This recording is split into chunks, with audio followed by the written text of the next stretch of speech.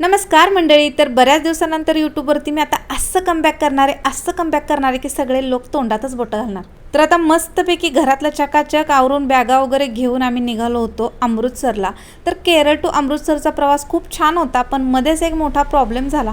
काय झाला तो तुम्हाला मी नक्कीच सांगते. तर सगळ्यात आधी आम्ही आता ट्रेनमध्ये बसलो. ट्रेनमधून आम्ही एअरपोर्टला आलो. एअरपोर्टला अशी ही विंडो शॉपिंग असते ती केली आणि खूप छान असं आमचं म्हणजे सगळे खुश होते. ट्रिपला चाललोय म्हटल्यावरती सगळे खुशच असणार ना. तर प्लेनमध्ये सुद्धा आम्ही बसलो आणि सकाळी उठल्यानंतर कळालं की 5 वाजता जे प्लेन सुटणार होतं ते 6:15 वाजले तरी अजून सुटलं नव्हतं. उडालं नव्हतं. तर आता असं का झालं होतं, सगळ्यांच्या मनात आहे ना एकदम भीतीचं वातावरण निर्माण झालं. आमच्या बॅगासुद्धा काढून घेण्यात आल्या. सगळी लहान मुले, म्हातारी माणसं यांचेसुद्धा खूप हाल झाले. त्यानंतर आमचं प्लेन एका माळ रानाला नेऊन उभा केलं आणि पोलिसांना वगैरे बघून सगळ्यांना ना खूप भीती वाटत होती की नक्की प्लेनमध्ये बॉम्ब आहे की काय.